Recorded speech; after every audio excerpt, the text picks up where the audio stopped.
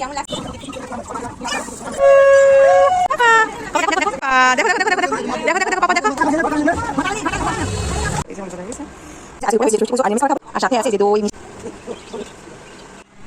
শুভ সকাল বন্ধুরা, আজকে হচ্ছে জামা ষষ্ঠী। সবাইকে জামা ষষ্ঠীর অনেক অনেক প্রীতি শুভেচ্ছা ভালোবাসা। সবাই ভালোভাবে জামা ষষ্ঠী কাটা এনজয় করো। আর এই যে রেডি হয়ে গেছি, শাড়িটা মা দিয়েছিল, শাড়িটাই পরেছি। হালকা পাতলা একটু সাজুগুজু করে নিয়েছি আর বাবাকে রেডি করে দিয়েছি। বাবার দিকে ঘুমিয়ে পড়েছে আর মা ওইদিকে ডালা সব জোগাড় করছে। তো চলো দেখা হচ্ছে ষষ্ঠতলা গিয়ে, আর কি করছে না করছে অবশ্যই দেখতে থাকো ভিডিও। চলো, আর মা ওইদিকে ডালা সব জোগাড় করছে, বাবা তো ঘুমিয়ে পড়ছে, বাবাকে রেডি করে দিচ্ছি। তো পরে তোমাদের বাবাকে দেখাচ্ছি। আর তোমাদের দাদা ভাই ও বিকেলের দিকে আসবে, এখন আসবে না। তো কেমন লাগছে আমাকে অবশ্যই কিন্তু কমেন্টে জানাতে ভুলো না। রেডি হয়ে গেছে, তো এই ড্রেসটা দিয়েছিল মা ওকে, এখনো চুল টুলো আসেনি। ওইদিকে ঠাম্মা চলে যাচ্ছে, মা এখানে সব গোছানো চলছে, সব ডালাগুলো সব গোছাচ্ছে। তো যেটা চাঙড়িটা দেখছো এটা হচ্ছে মায়ের জন্য, আর এই যে যেটা ঝাঁকাতে আছে সেটা হচ্ছে আমার জন্য। আর মার পুজো করাও হয়ে গেছে এখানে। মা রেডি হয়ে গেছে, রাধে রাধে। আর এই যে বাবা রেডি হয়ে আছে, আর ওদিকে বাবান ঘুমিয়ে আছে, তাই বাবানকে খাইছে।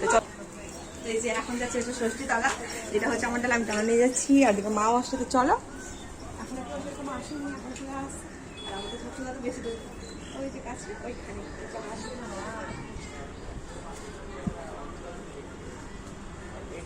এখন বাজে সকাল 10টা, আর আমরা ষষ্ঠীতলায় চলে এসেছি। দেখতেই পাচ্ছ, এসে এসে সমস্ত জিনিস ডালা থেকে নামিয়ে গাছের সামনে, মানে ষষ্ঠীর সামনে, মা ষষ্ঠীর সামনে সব কিছু নামিয়ে রেখে দিচ্ছিলাম। আর বেশ কিছু জনে এসেছে, সবাই আসেনি। এই দুটো সামনে বাড়ির বোন হলো, আর এই যে বোনটা, এই বোনটার কিছুদিন আগে সবেমাত্র বিয়ে হয়েছে। আর বাবান যেহেতু ঘুমিয়ে গেছিলো, বাবানকে রেখে চলে এসেছিলাম। তো বাবার আমাকে দেখতে না পেয়ে উঠে গিয়ে প্রচণ্ড কান্নাকাটি করছিল। দেখছো ওর মুখটা কেমন আপসেট হয়ে আছে। পাপা দেখো দেখো, এটাকে বউ করে চলে যাবো।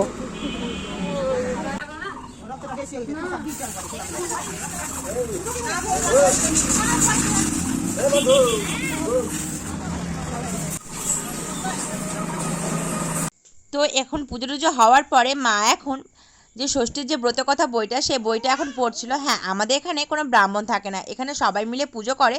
পুজো করার পরে মা এখানে প্রত্যেকবার বই পড়ে।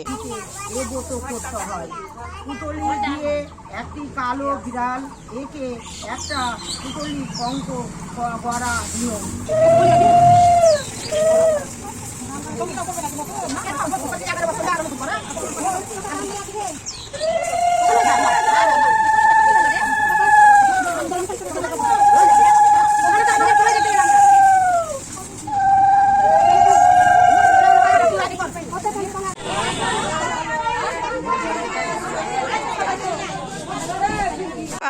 দেখো দেখো দেখো দেখো দেখো দেখো দেখো দেখো পাপা দেখো, পাপা দেখো, এই দিয়ে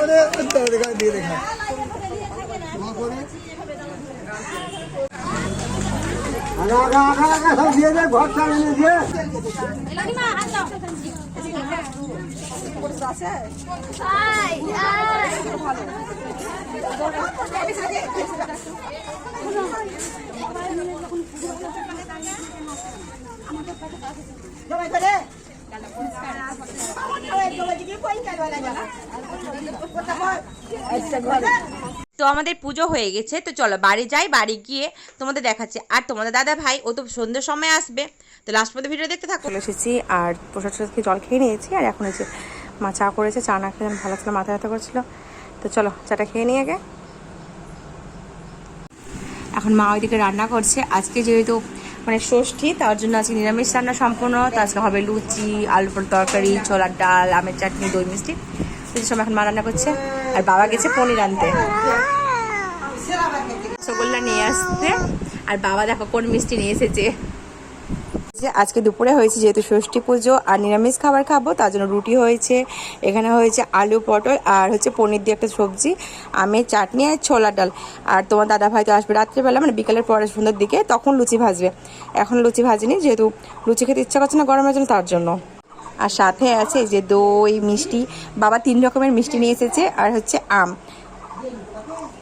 এখন বাজে বিকাল 5টা, আর এই যে এখন তোমার দাদা ভাইয়ের সময় হলো আসার। তো তোমার দাদা ভাই চলে এসেছে, আর মা এখন ওই যে মা এখন সুতো টুতো সব কিছু বেঁধে দিচ্ছে তোমার দাদা ভাইকে। আর আমি এইদিকে ভাজছি হচ্ছে লুচি।